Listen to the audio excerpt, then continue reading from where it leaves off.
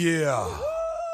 3-6, mafia. Yeah. Whoa, hey, yeah. Whoa, Say what?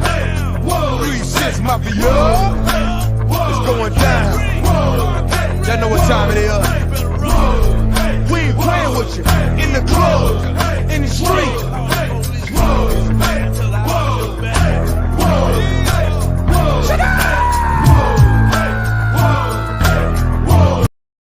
Ladies and gentlemen, welcome back to another edition of No BS, ladies and gentlemen.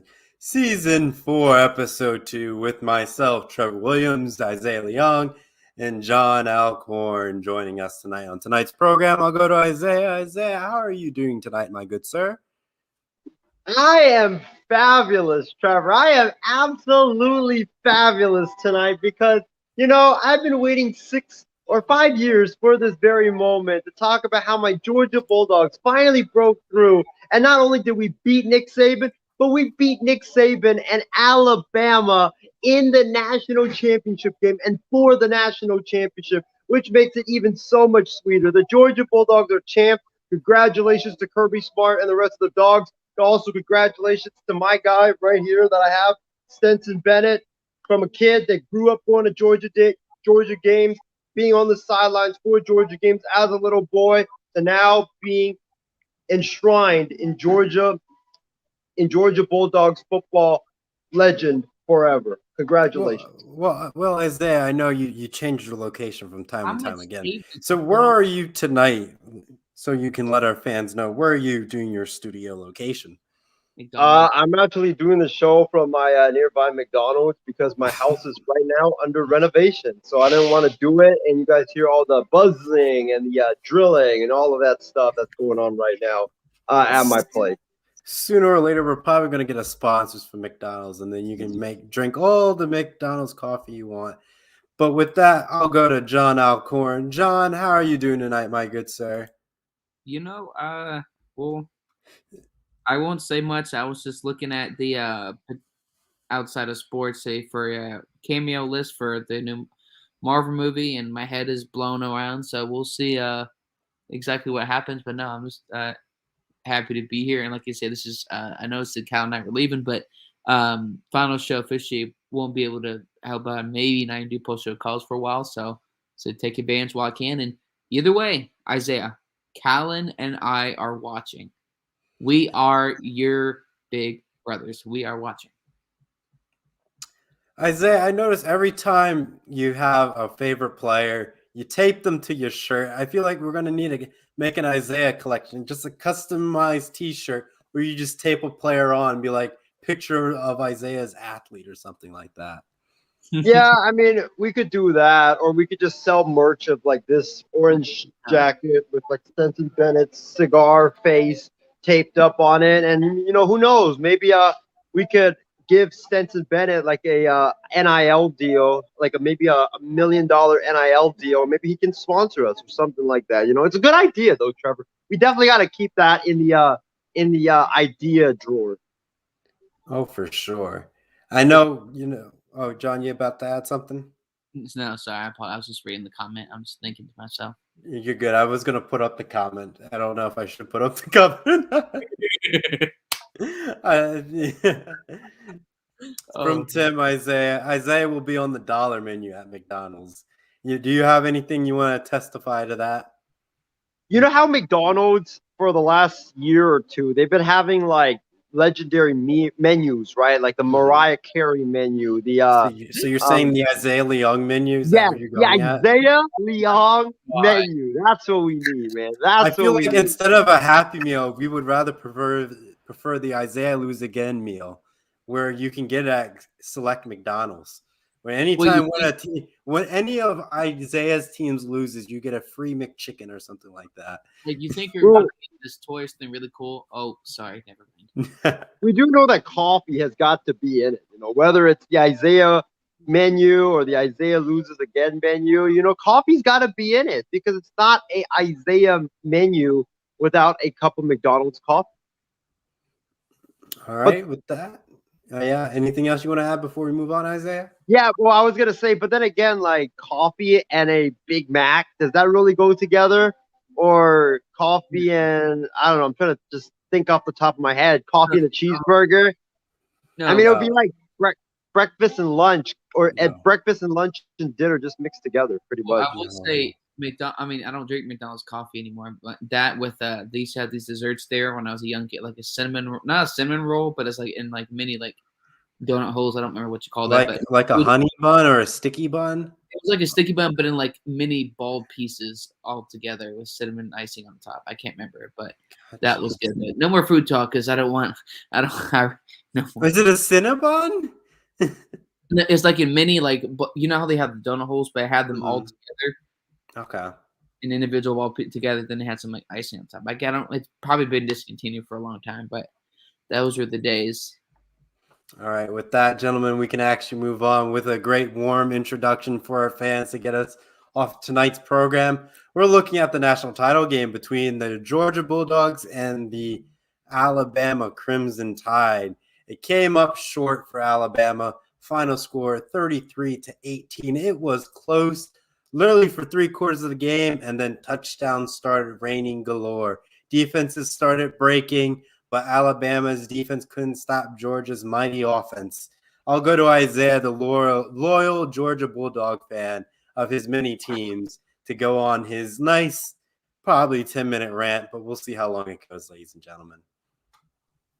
Well, first of all, let me just say this. How about them Bulldogs, baby? What a win, man. What a win for the Georgia Bulldogs. I think we have actually, before I give my thoughts on this, Trevor, I think we do have a video of my reaction to when Georgia actually clinched it. It's somewhere in the archives. Or it might have been. Do you mind if I play it, Trevor? Go for it. Give me just 1 second here. It says Isaiah's. Let's go. He didn't get it. Come on, so close. We're so close. Biggest third down versus his career. We need 10. Get him. Get him. Launching down. Bang. Bang. Bang. Bang. We got it. Go. Go. Go. Go. Touchdown. Touchdown. Whoa. Oh, all the pain. All the pain. And the suffering. We broke it through. We broke it through. Oh, all the pain. All the pain. And the suffering. We broke it through. We broke it through. We broke it through. That was my idea. Oh, right there, the heartbite goes on. Oh, that's too beautiful. Here's this one. So. Well, I like the other one better, John. Oh, I do too. It was my idea. I mean, Calvin was just working on it. You need to build it up to the crescendo with the pick. That's where you need it. I was tempted to do the one where it says, and I, when it attributed to the Avengers and Far From Home, and I, Oh, yeah. always, and then he would. Yes. but you know, that was my reaction. You know, I was really emotional. I broke down in tears after that pick by Keely Ringo.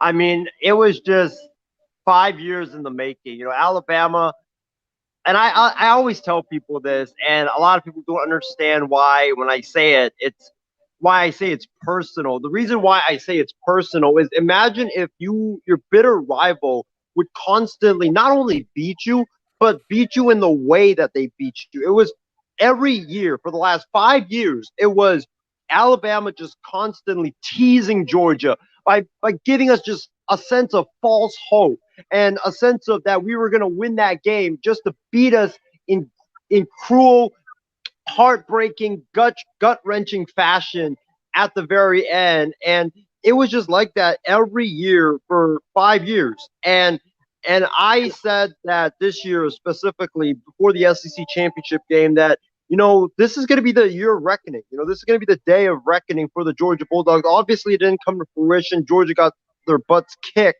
in that SEC championship game. But, you know, I had a sense of I don't know why, but I had a sense that Georgia was gonna beat Alabama this year, and they had to beat Alabama this year.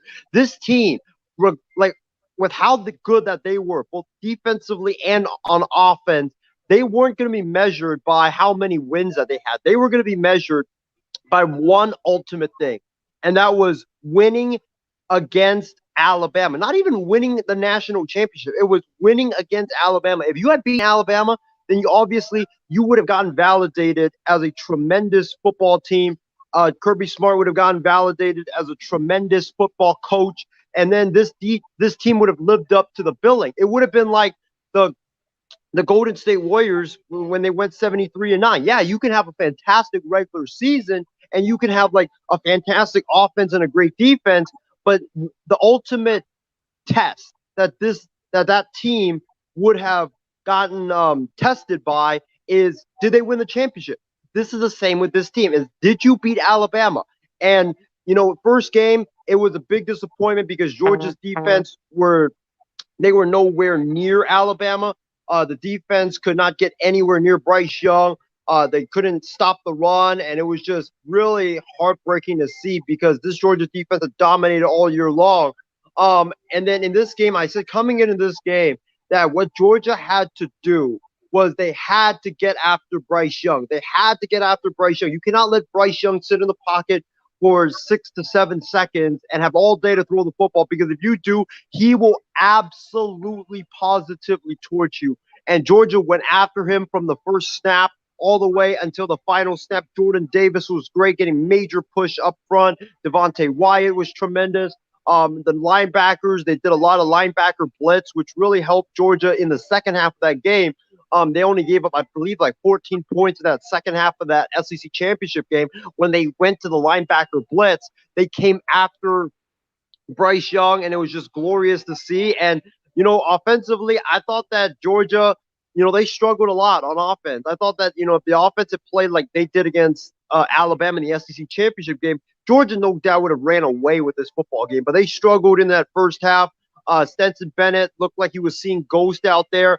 I even said on Facebook, I said that they need to put in JT Daniels because Stetson Bennett is not getting the job done. The running game was not getting the job done. I think they were only rushing they had 8 carries for 16 yards, only 2 yards average per carry or something like that. It was just really bad. But they stepped it up in the second half. I don't know what Kirby Smart said, but his team stepped it up in the second half. The defense continued to play outstanding football. The offense stepped it up. Stetson Bennett, I got to give him his props. I got to give him his roses. He delivered in the second half, especially when Georgia went down 18-13. Trevor, John, I think you guys would probably agree with me that when Georgia went down 18-13, and with how Stetson Bennett was playing that entire game, I thought it was over. I thought that Georgia, there was no way that they were going to get a touchdown to come back and win this football game. And I thought it was over then and there. But Stetson Bennett makes that amazing throw to Adonai Mitchell. He makes an unbelievable grab, and then the defense comes back. The very next play, they held Alabama, I believe, to only a field goal after Bama got that big play up the middle to get into the red zone. And I think that was also one of the big keys of this game, was that in the SEC championship, Georgia let Alabama get into the red zone several times. They allowed so many touchdowns. In this football game, they allowed Alabama to go into the red zone. They allowed field goals. They literally played the Texas A&M style of defense that allowed Texas A&M to get the victory over Alabama, and that is the bend, don't break defense. Yes, you're going to give up big plays. You're going to give up those explosive plays because the Alabama wide receivers, their offensive weapons are just so damn good. But it's about, if you get into the red zone, or if they get into the red zone, hold them out of the end zone. Let them have their field goals. We'll take our touchdowns instead, and that's what Georgia did. And then, after that, Stetson Bennett, in I think one of the biggest drives of his life. There was 9 minutes left in the ball game at that point when Georgia was up 19-18. You did not want to give the ball to Alabama without at least scoring a field goal or something to extend your lead. He leads the Dogs down the field. They get a touchdown to Brock Bowers, one of the best tight ends in all of college football, who I think one day will be George Kittle 2.0 in the NFL. But he leads them down the field. Bowers touchdown. It's a 8-point game right there, and I'm feeling so good about myself. And then, Bryce Young, he throws it down the field, and I was really scared because I was like, oh my gosh, man. The wide receiver's got a beat on the cornerback, but luckily for Georgia, he underthrows the football. Keely Ringo runs it back, and that's all she wrote for Alabama. And Georgia are your national champs. So happy for Kirby Smart. So happy for Stetson Bennett. So happy for this entire Georgia Bulldog football team. I mean, they've gone close so many times against Alabama, but to finally slay the dragon, to get the monkey off your back, to beat Alabama, and to win the national title, it's so damn sweet, man. Revenge has been exacted. The Georgia Bulldogs corrected the wrongs from the past. They have rewritten it into rights. It's a glorious day to be a Georgia Bulldogs fan, man. And, like I was telling John and Trevor, I believe after the game, it wouldn't have meant as much if Georgia, let's say, beat Ohio State, or they beat Oklahoma, or they beat Oregon to win the national title. This is much sweeter than that because we beat Alabama. We beat Alabama, Nick Saban, who was, quote unquote, our older brother for the national title. So that's why it's like the sweetest of them all. So it's a great, great, time to be a Georgia Bulldogs fan. I'm so happy that we finally broke through, and all the heartache, all the gut wrench, all the misery from the past, all gone. Goodbye. It's a new day. It's just amazing, man. It's so freaking amazing to be a national champion. Wow, you basically recapped the whole game. I don't think we need to talk about it ever again. All right, John, I'll go to you. Anything you want to add before Isaiah has another recap of this game and give you his play-by-play of the entire game? I think when we look at teams that have tried to beat Alabama with broadcasters we're talking about before games during the regular season or national championship would be, hey, every time Alabama scores a touchdown, you have to score a touchdown. You cannot set up for field goals. And Georgia said, you know what, screw that. We're going to make sure Alabama hardly scores at all in this game. And that's exactly what they did. You see Alabama touchdown, touchdown, touchdown. And then, if you set for one field goal, two field goals, you're pretty much over it. So Georgia didn't do that. They did something that was even more tough, and they out-physical typed Alabama. And maybe I'm crazy for saying this, but I think since Alabama became a dynasty, unless there's something I don't remember watching, I think this has been one of the more physical teams Alabama has faced, and they didn't have to do the same offense like other teams had to do, where you have to match a touchdown for touchdown against Alabama, and you can't set it for a field goal. So, I give them credit, and you know what? Even though it's Isaiah, I can't say it's Isaiah Sings, he's a bandwagon fan. I'm happy to be wrong because I love when Alabama loses. It's just a sweet bliss. It's like Christmas came super, super, super, super early.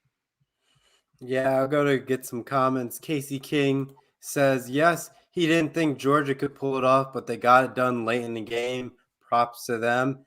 And then he says, but now let's not put Georgia as a dynasty just yet. Let's see what they can do going forward. I agree with Casey King. You can't put them into the dynasty category just yet. My rule for them, by the end of this decade, you got to at least make 2 more national title appearances and be able to win. Obviously, you can go more to the national title game and have losses here and there, but you got to, I think, the minimum for a dynasty is win 3 in 10 years. I feel like is a reasonable window for a dynasty, give or take, if you want to look at that, gentlemen.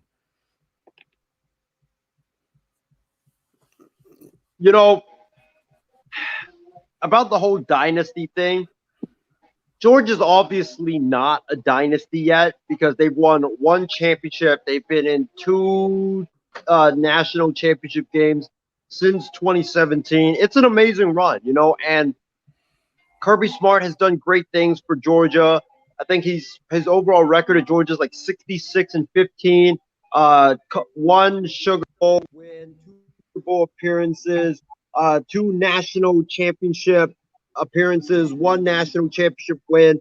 He's on the right track to being Nick Saban 2.0. But if I think that Georgia is on the path to being a dynasty, of course, because when you look at it right now, they're absolutely loaded. I can see Georgia being in the national championship game for the next 2 out of the next 3 years, because every year they're like Alabama. Every year they're going to be pumping in 5-star recruits after 5-star recruits after 5-star recruit, top recruiting classes every single freaking year. Plus, when you look at next year's Georgia Bulldogs team, this year the offensive weapons, Mitchell, Bowers, McConkey, Washington, all those guys on offense, they were just freshmen and they were dominating and playing at a really, really high level.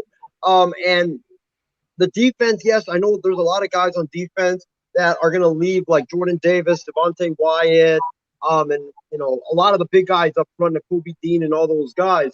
But Georgia, I think, has the resources and the talent in the recruiting classes from the past because they've had the last 2 years before this year. They've had the number one recruiting class the last couple of years. So those guys are going to be elevated now to being starters. And if they live up to their potential, they live up to their billing with the weapon that Georgia has on offense coming back, with the running backs that Georgia has coming back, the offensive line coming back, plus Georgia most likely since Stetson Bennett, we don't know if he's going to come back. He does have a year of eligibility left. JT Daniels will be the guy to step forward if Bennett does go to the NFL, or he decides to leave Georgia, maybe transfers out. Who knows? And there's also rumors, and I told John and Trevor this on our pre-show call, that Caleb Williams is down to UGA or USC. We'll see where he goes. But, man, it looks like that Georgia could get even richer. The rich could get even richer, and they play in a weak division, so most likely they'll be back in the SEC championship game. I honestly think that they could be back in the national title next year, but definitely, or if not, definitely in the playoffs. And John, what about you? The Georgia's dynasty looking window. I don't think it's there yet. I said, No, the rule to win, 3 in 10 years, which seems reasonable to do. But, I think is that a good requirement for them, or is it a different window? I'd say 3 in less than 10 years, because that's what Nick Saban did in a short amount of time. You saw it with the Patriots, you saw it with Alabama, you saw it with certain other teams. Like, you have to do. It's not like 3 and 12. It has to be within at least 5 to 7 year period, to give or take, because it's showing consistency. Because in between those couple of years, okay, what's the problem? You're not recruiting. Is there injuries? Is there lack of leadership? And so I would at least say 2 to 3 more in the next 6, 7 years or less for them to actually be a dynasty. But after one, no, that's not discrediting, but it's way, way too early to see if they would be a dynasty. But yeah, like I said, 2 to 3 more in the next 5, 7 years, and there's without a doubt they could be a dynasty. Keyword could be. Mm-hmm. And then with that, gentlemen, I know we just finished the college football playoffs, and looking at it, I know the committee was looking about to expand it, but they failed to come to agreement. So it's more looking around 2026 before they do a playoff expansion. But as we look at the history of the college football playoffs and looking at some of the semifinal games, we've only probably had maybe a handful close games, and the rest have been blowouts.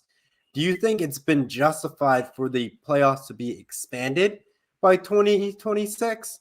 Or should it be still in this 4-team playoff format with the 4 best teams, and we have teams being left out at this point in time?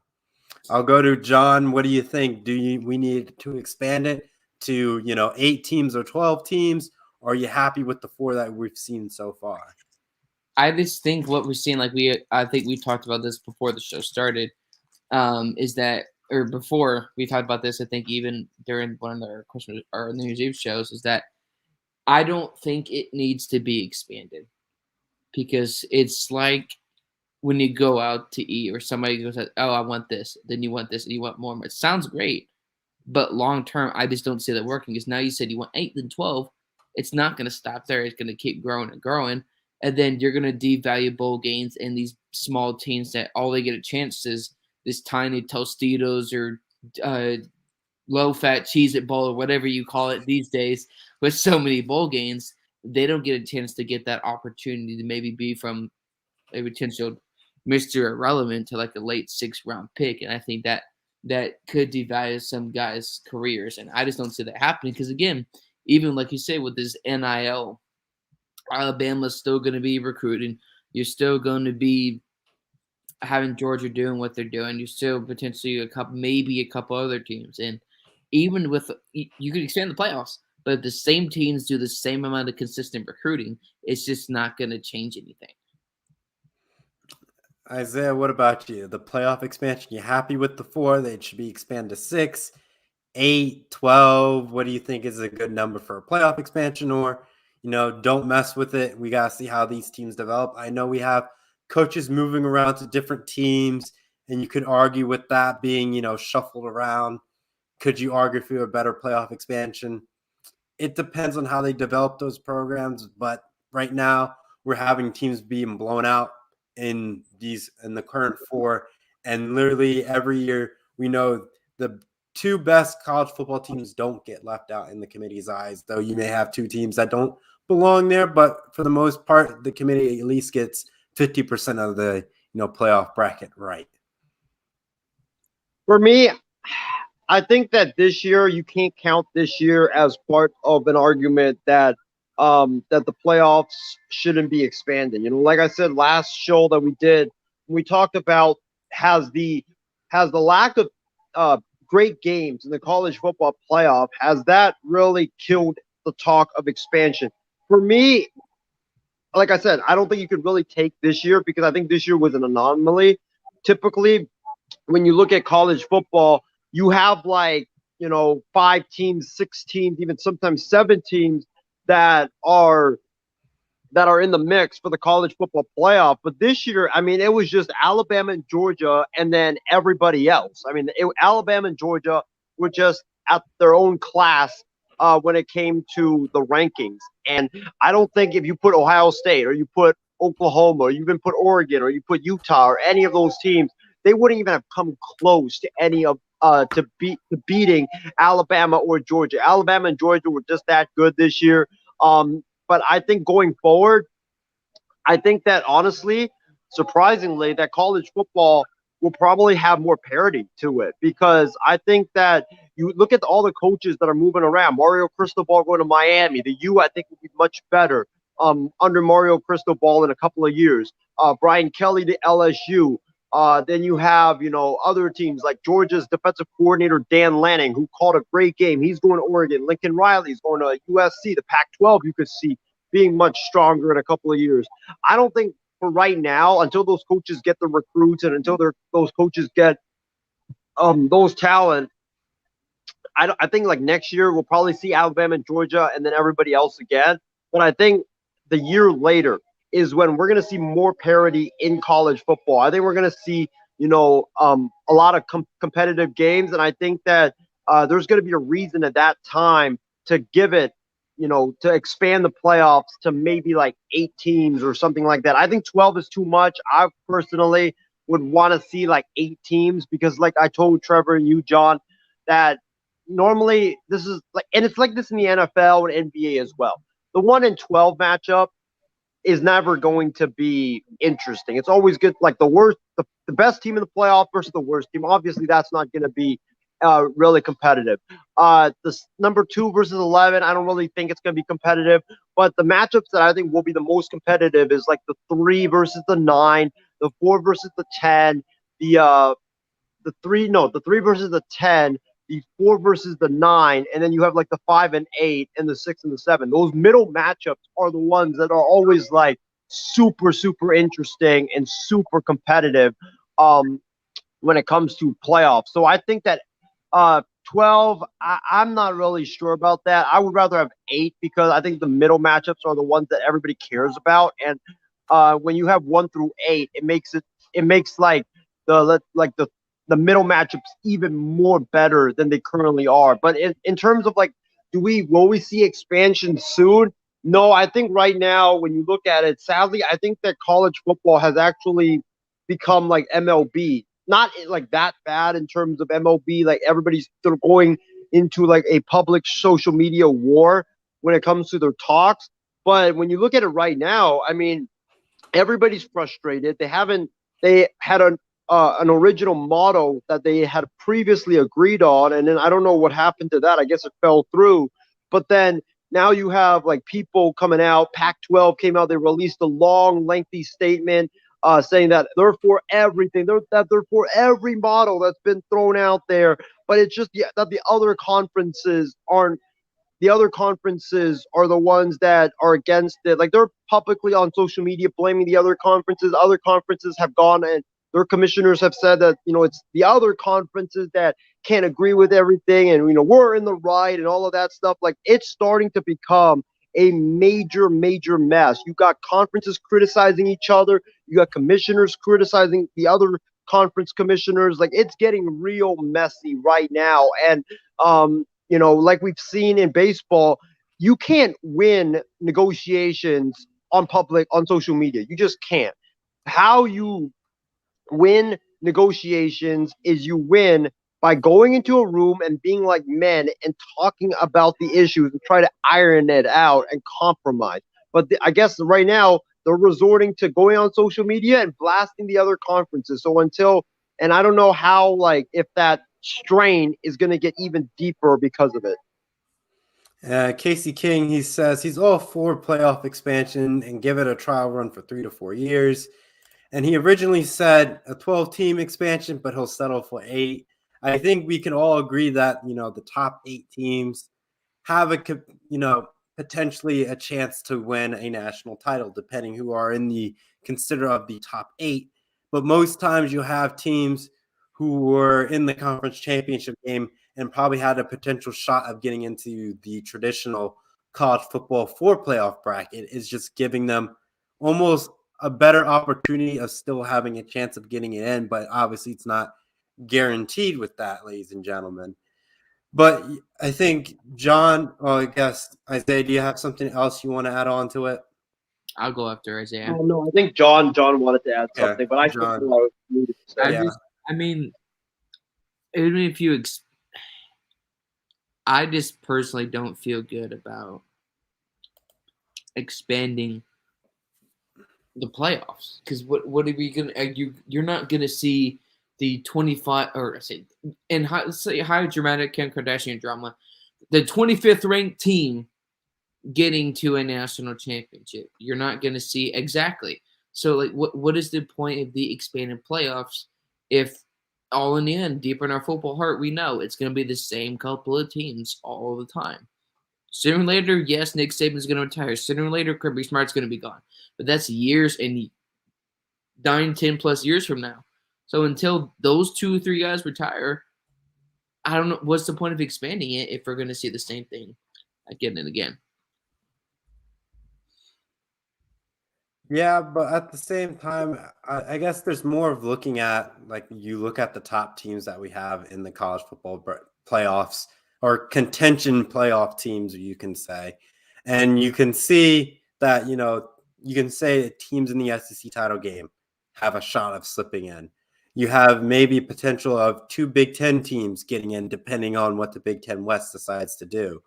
But then you also have maybe a Pac-12 team that got hot. So, like, looking at this Utah team, though they probably wouldn't make a deep run in the playoffs, I feel like they could probably cause some havoc and give, like, maybe Michigan a hard time in the playoffs or something like that. Like a team that can give some ruffle to the feathers, but obviously they're not a team to win it, but keep the game interesting for the fans to watch, which I can get on board for the playoffs. But at the same time, like you said, John, you're going to have teams that just can't hang and they get ranked as the number 8 team and they don't belong as the number 8 team.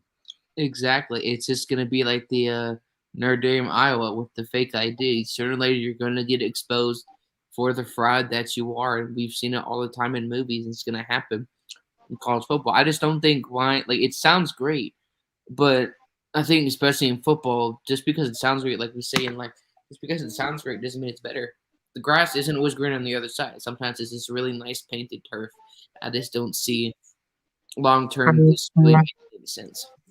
Mm-hmm. Well, I mean, let's look at it this year, though. Like, I don't know if we have the rankings. I don't have it off the top of my head, but when you look at it now, it would have been, if we did an 8-team playoff, let's say, right? It would have been what? Alabama would have been 1, Michigan would have been 2, Georgia would have been 3. The 4th team, I think, was Cincinnati, and then I think Notre Dame was 5, Ohio State 6, and I forget who was 7 and 8.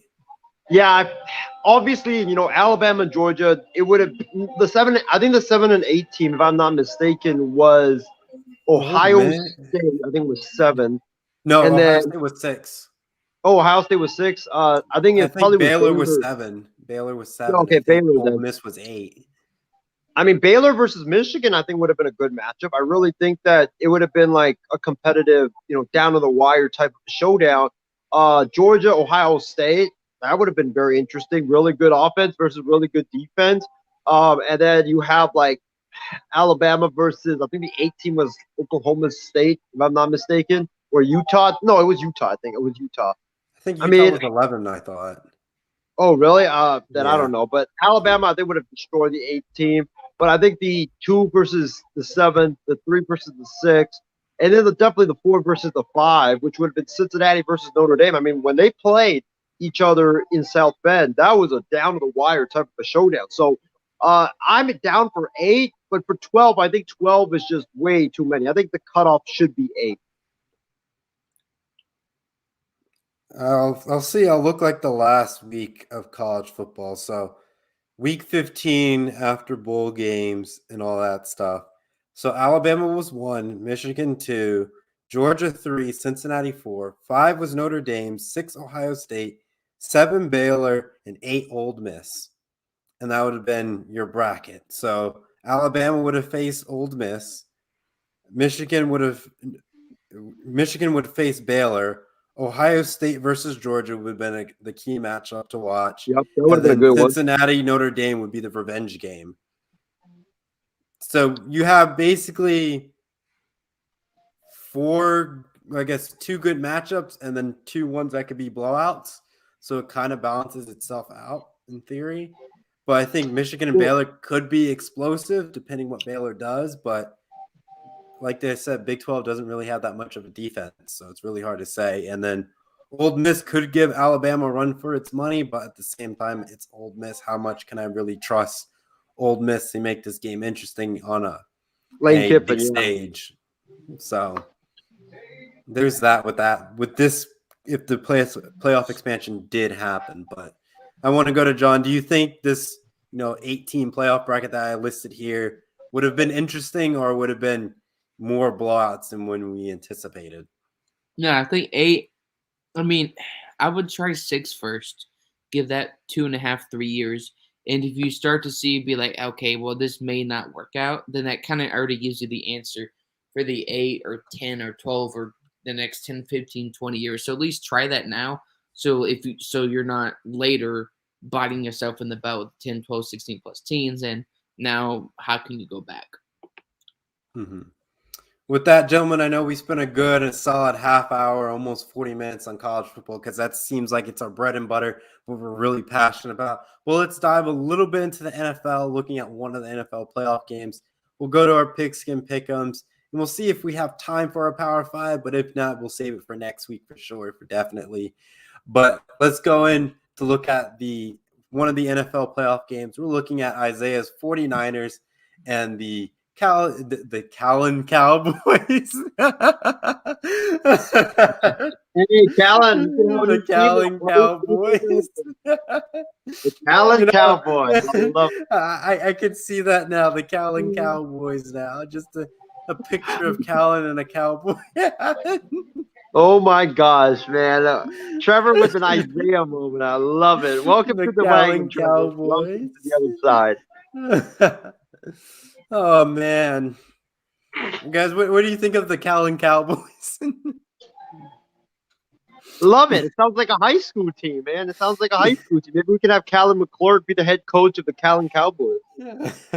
John, what about you?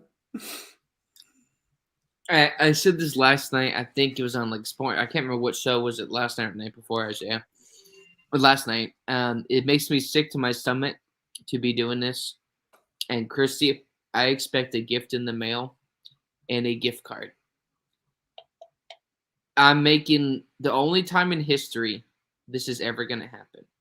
But I'm picking the Dallas Cowboys to win in this game. I just think, yes, Jimmy G, when the game came down to win, he was clutch. But then you look at the first 2.5, 3 quarters, Jimmy G was more like Jimmy Flop. And so I think with Elliott and Pollard, yes, the interior defense line for San Francisco is awesome. But you also got Parsons, you got DeMarcus Lawrence, and the double-edged sword of Trevon Diggs, who, yeah, he got a lot of picks, but also gave up a lot of yards. So I think if San Francisco, if Jimmy G is out and can get the ball rolling, it could be a long game for Dallas, at least on defense, just because Trevon Diggs is good, but he also gives up a ton of yards. But I still pick Dallas to win this game, and I can't believe I said that with my own mouth. Isaiah, I know you're probably going to pick the 49ers, but I know with your jinx and your curse, I feel like you're going to pick the Cowboys so your I Niners picked can the actually Rams win. last week to beat the Niners. So Yeah, and the Rams lost. So I don't know if you're going to keep that, picking against your team. It's going to see if that actually works for you. For this game, this is the matchup that I honestly wanted because I thought that the 49ers would not be able to hang with the Buccaneers. They against the Rams, I mean, that's also another matchup that I definitely wanted as well, but it would have been unlikely because the Rams would have had to, I believe, the Rams would have had to not win or something like that. It was something crazy that really had to happen for that matchup to come to fruition. So I didn't think it was that going to happen. So I wanted Dallas. Dallas was the matchup that I really wanted the 49ers to play because I think they have a good shot at beating the Dallas Cowboys. And I think what Kyle Shanahan is going to do is I think he's going to run the football, use time of possession, and keep Dak Prescott off the field. And I think that the Dallas Cowboy offensive line has not played a defensive line like the Niners have with Bosa and Armstead and Epicum and Arden Key and all those guys up front. So it's going to be a major challenge for them. And I think they're also missing one of their top tackles as well in that game. So give me the Niners in this one. It's going to be a good game. It's going to be a close game. But I think that the Niners will win this one. I'm going to go 27-21. Well, you just jinxed your Niners according to Brandon. and you jinxed my So, Bengals last night, so I appreciate it. yeah. Who day? No. Don't mess with Joey No. Cool. Don't mess All with right. Joey Cool here. All right, gentlemen. Our next game, we got the Patriots and the Bills. I know if you caught 6 for 6, I gave you a temperature for that game. That temperature around, Saturday night in Buffalo is 9 degrees Fahrenheit. So it's going to be cold. You're not going to see much passing at that rate. It's at night. Mac Jones' first playoff appearance versus Josh Allen's, seasoned veteran at this point in the playoffs, knows how to handle games. But he's going up against the mastermind of Bill Belichick in this scenario. Teams played each other frequently, so Belichick knows Josh Allen's weaknesses. But can Josh Allen overcome Bill Belichick's mastermind ability, or will it be a slugfest and be, how Casey King says it, a score where the Bills win 13-10? I'll go to John. Who you got on this one? I say the Bills, and I agree. I don't think it's not going to be like the Chiefs and Rams game from 2018. It's going to be more. You see the Bills both teams run the football, playing defense. Mac Jones is still. I mean, it's his first year in the playoffs. He's a rookie, and so there's going to be rookie mistakes in the playoffs, as we saw with Josh Allen when he played a certain team in the NFL that year, about 2 years ago. So I picked the Bills to win by maybe 3 or 4 points, but it's going to be not as the same pace as the Alabama championship or the national championship game we had this week, but it's going to be a little bit faster.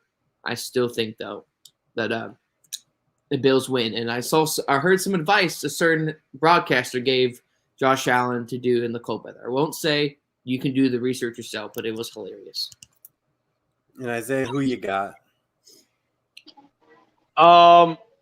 It's going to be 9 degrees at kickoff. It's going to be cold. It's going to be windy. It might even be snowy as well. I mean, this is what playoff football is all about. This is the great playoff atmosphere that I love about football. So for me, I'm going to go with the Patriots. I'm going to go with the Patriots in an upset. I'm going to go with New England winning this game in a close, slugfest type of a game. I think the Patriots running the football, playing time of possession, great defense. Give me New England. Oh man, I'm gonna say like 16 to 9. It's gonna be like that type of a game where you're not going to really see that much touchdowns. You're not going to see that much scoring. And, you're probably going to see a lot of missed field goals because of, the wind just really impacting the kickers kicking those field goals. Yep. Brandon Herrera has, Bills win it 35-21 in a high-scoring game in this cold weather environment. I'm going to have to agree with people saying it's going to be a low-scoring game. I just don't think we're going to see too much passing. Like I said, the weather's 9 degrees and it's at night and it's in Buffalo. So I don't think there's going to be too many deep balls unless the game gets a little hasty and you need a big score to happen. But besides that, I think they're going to try to keep it on the ground and try to keep the quarterback's hands warm as long as they possibly can. Another game we got, ladies and gentlemen, that we're going to look into is the Steelers versus Chiefs. I just don't know how this game is really going to go. Are the Steelers actually going to play and make it look competitive, or are they just going to be the wishy-washy team we've seen all season, and Big Ben's going to get embarrassed in one of his last, playoff appearances? I'll go to John. What do you think is going to happen in this game? I got the Chiefs in this one. Ben Roethlisberger, you might as well start being a customer service agent for AARP or Default and I can't get a commercial team, because the fact is there's no way you're beating the Kansas City Chiefs. Yes, you got him because of this. I just think at the end of the day, years ago, it was already an indication that Ben Roethlisberger should have retired. So, no, I picked it makes me sick again to pick the Chiefs to win this football game. But Chiefs in the playoffs, this is not the Alex Smith Chiefs where receiver didn't score a touchdown during the season. So, I definitely think that very funny. I know. Yeah, very funny, Brandon. But no, Chiefs win this game. Sorry, Steelers, but you shouldn't even show up to the game because you're not going to win. And Casey King has the Chiefs winning this game 33-16. Isaiah, who you got in this one? I'm going with Pittsburgh. Give me the upset in this football game. Well, he's trying to make sure Patrick Mahomes gets to the next round. I see what you're doing here. Oh yeah. We definitely need Patty Mahomes to go to the next round. But in all seriousness, I'm not even gonna go with what I'm seeing on the field. I'm not even gonna go with the odds and all that stuff. This is why I'm picking the Steelers. Plain and simple. I hate the Chiefs. Simple as that. All righty. Another good classic game on our hands, ladies and gentlemen. We have the Cardinals and the Rams in this one. So it's going to be very, very interesting, as we're going to see, with a lot of high firepower weapons in this one. Obviously, you can tune in to 6 for 6 at last night's episode to see my pick, but I'll go to John on his pick and what you got for us. What was the question again? The game that we're talking about is the Cardinals and the Rams.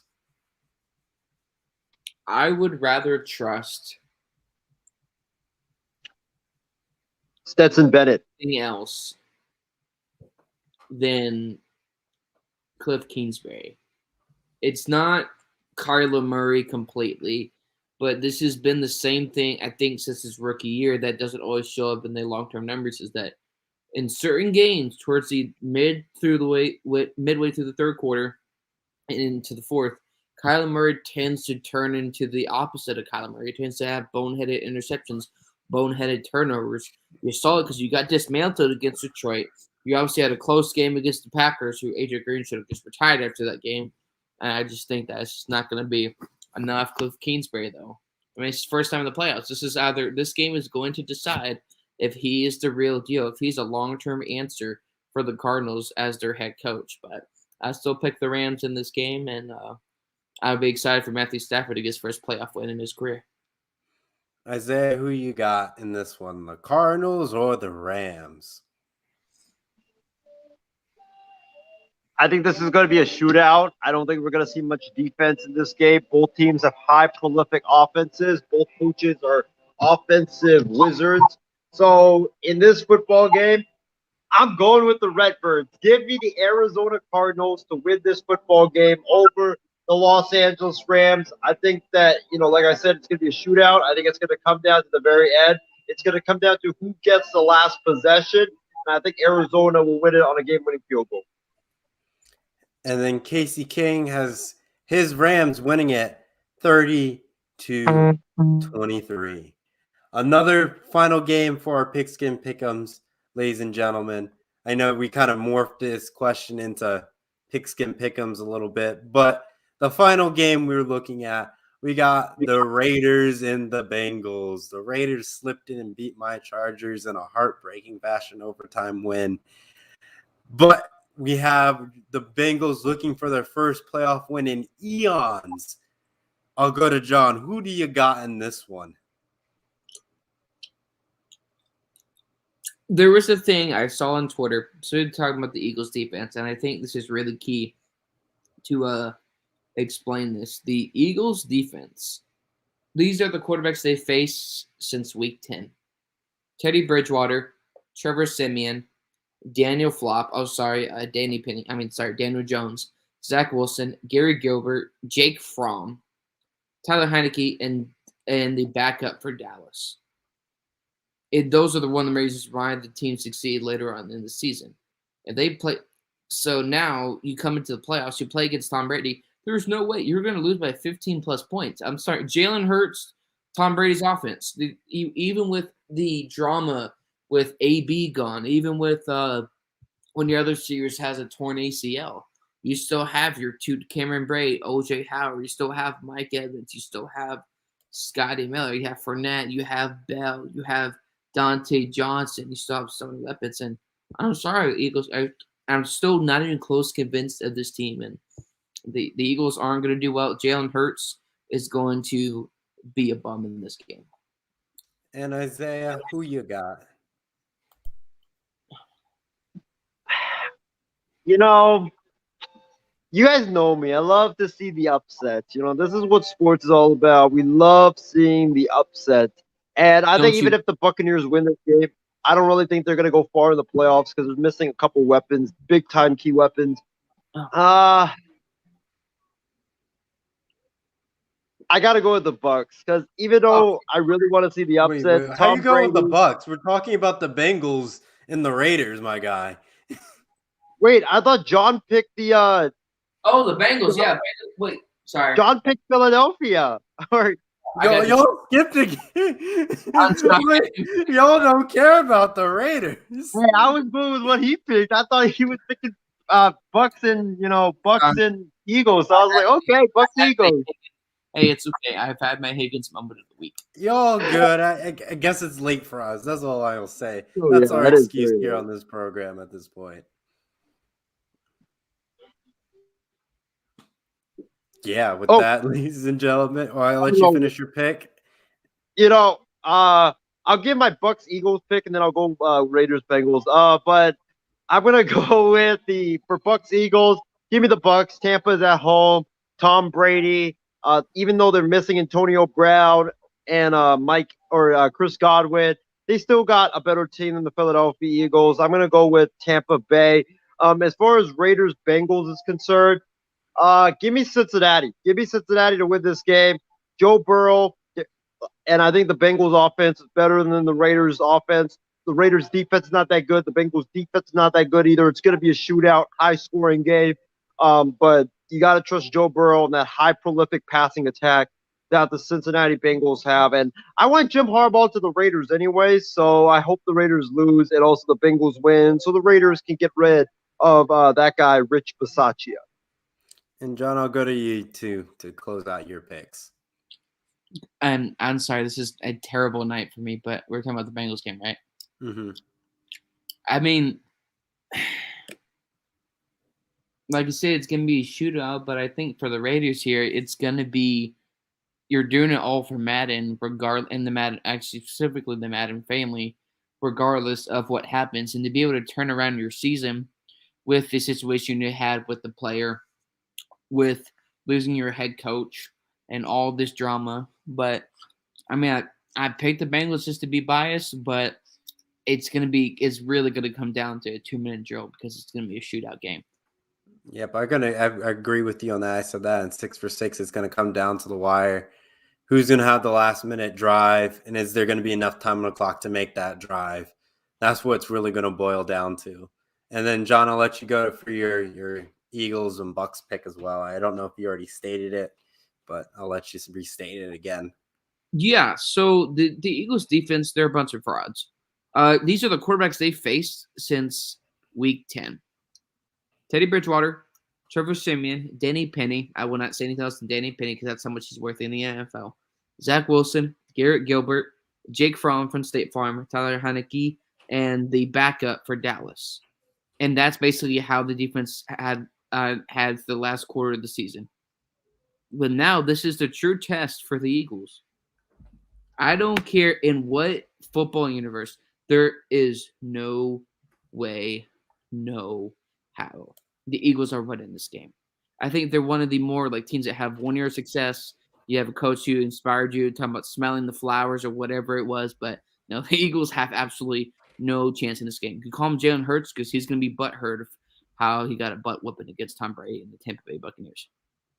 All right, with that, ladies and gentlemen, we'll move on to our Power 5 with 5 minutes left, and then we'll do our final thoughts, and that will be tonight's program.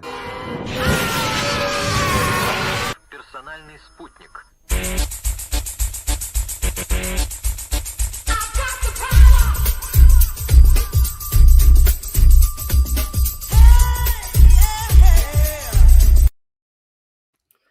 With tonight's program brought to you by Isaiah's Bulldogs winning the national championship, the Power 5 segment, ladies and gentlemen, is top 5 dog breeds. So if you have, yes, we're talking about dogs, John.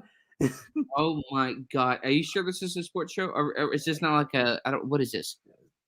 At this point, the Power 5 has been literally absolutely random stuff. There is nothing related to this show that Exactly the Power 5. It's just there because fans like the Power 5, it seems like, and it has come to stay on this network. So, Isaiah, I know you made a list. I didn't make a list. I'll just list off a couple. You know, I like to know the poodles, the golden retrievers. I love the golden doodle. I love the Doberman Pinscher, and I have my own Maltipoo. So that's how I'll go with my picks on that. And I guess the Portuguese water dog. So that covers my Power 5. Isaiah, go to you. Oh, such a great Power 5. Your Power 5 would probably be like 10 times better than me because honestly, like I'm just you got going the Chihuahua. You got some weird looking scruffy dog over there. Oh, yeah. I mean, I'm only going with like for me, my Power 5. I'm only going with the names that I've heard of before. I didn't really do research for it. I've only like so there might be some. But you made the Power 5. You made the Power 5. I feel like you there have might be some dog breed that I throw out, which isn't even a dog breed. It might be a duck breed. We don't even know. Whoa. If you say a duck breed, the Power 5 is over, my friend. You butchered it, and you had easy to literally go on your phone and just type in dog breeds. Well, you have a duck breed down. I will have our fans fact check it. All right, have our fans fact check it. So, for me, I'm gonna start 5-1. Here on this dog breed thing. Number 5, it's gotta be the pug. You know the pug, little dog that just sits there with its arms like this and like just stares at you. Pretty cute type of a thing. Or a cute dog, not thing. Jeez. And I already started off by butchering it already. So what a great start. Number 4 on this list for me. I'm gonna go with the golden retriever. I love the golden retriever. I had a friend that has a golden retriever, and it's a really cute looking dog. Number 3 on this list. Number 3 on this list. I'm trying to see right now. Number 4. I miscounted. I only have 4. Never mind. So I already butchered it already, but let's go to number. Was I on 3 or 4? I forgot. You're on 3 right now. 3. All right. Number 3, the Poodle. Who doesn't like the Poodle? Number 2, it's gotta be the Bulldogs because Bulldogs are tough looking creatures. Every time you look at them, they're like looking like they want to have a fight with someone, right? And they look like a creature that you're like, yeah, don't mess with me. Don't mess with me. And then number one, it's got to be the Chihuahua because the Chihuahua is like a little dog, one of the You got a cutest looking Yapper as your things. number one. My goodness. Yeah, well, I was considering putting the Bulldog as my number one, but then I was like, even though I love the Bulldogs, and Georgia won the championship, and the Georgia mascot is absolutely adorable, it can't top the Chihuahua. So for me, the Chihuahua's got to be the number one. And John, do you have any dog breeds that you like? I'm just gonna say this: golden retriever, golden retriever, golden retriever, golden retriever, golden retriever. And because I think it's one of those, like, yeah, you can say about like they're very smart and they can be like very human like, and I guess their personalities and kind of what they do is kind of, it's that type of dog you can have for a very long time, a golden retriever, versus maybe like a small poodle where it's just not as like personal, versus like having a golden retriever who's, yeah, some could be a little too attached, but I mean, I say golden retriever, golden retriever, golden retriever, golden retriever, and golden retriever. I had no time to prepare for this, so I mean, You're good. It's like those Air Buds, those dog movies. That's basically your life. yeah, yeah. I really hope when I get a dog that my dog doesn't like that movie because I don't want to watch that every single night. Hey, I'm thinking about getting a dog after Georgia beat Alabama. I even texted in the group chat. I want to get a dog so badly right now. It's just You're that gonna take care of a dog, but yet what happened yesterday? I'm genuinely confused. hey, I'm gonna get a dog one of these days. Once like I have another day off from work, I'm gonna go to the pet store, get myself a nice looking bulldog, and we'll Isaiah, call it a we day. went to the women's restroom. No. You could even have the bulldog as a guard dog. You know who doesn't like nobody Some would. bulldogs are very over emotional. To say Well, the good. least. No, Some of them are like kind of whiny. It just depends no, on like. no bulldog or no one will dare to step foot on my property because the dog would just be there and be like, never, don't you dare mess with me. I really want the one from the cat and dog from back in the day on that cartoon, Trevor. That talking one. Yep. That would be You really. mean Blue's Clues? No, he didn't talk. He just said. That's not talking. That's just. No, that's not talking. All right, Oh my God, we got to gentlemen. the point where we're barking on the program. It's amazing. All right, gentlemen, let's bring this program to the close with our final thoughts.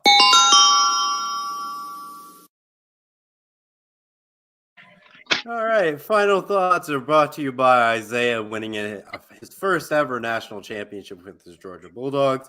But I'll go to John. Any final thoughts on tonight's program? You know what? Actually, can you go to Isaiah? I kind of had a brain fart, but I'll come back. Okay. All right, Isaiah, your final thoughts. My final thoughts. Great show tonight. Glad that we could be here on this program, and I know that you guys are gonna probably be thinking like, Isaiah, I know you won a national title, or your team won a national title. Congratulations, but we're on to next year. For me, I'm gonna celebrate this fully until the college football season starts next year because I've been wanting this for the last 6 seasons, and my heart's been broken so many times, and it's been so painful the last 5 or 6 years. And now to finally be on top of the mountain, it feels so freaking good. So, and I'm gonna say it once again. How about those national champion Georgia Bulldogs? Ruff, ruff, ruff. Did you just bark on Yes, air? he just barked on air. Ruff, ruff, ruff. I was being a He dog. I was barked on barking. air. The only no. And also, Kirby, don't you dare leave my defending champion Bulldogs for New York. I would laugh. I would laugh if it happened. And John, your final thoughts, my good sir.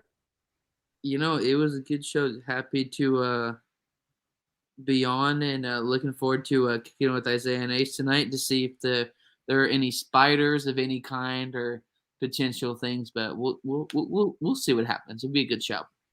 All right. My final comments from Casey King. He has a great show, guys. Great to have everybody here. been fantastic. I know we went over a little bit over an hour, but we're still doing better cutting down time compared to other previews and other previous episodes.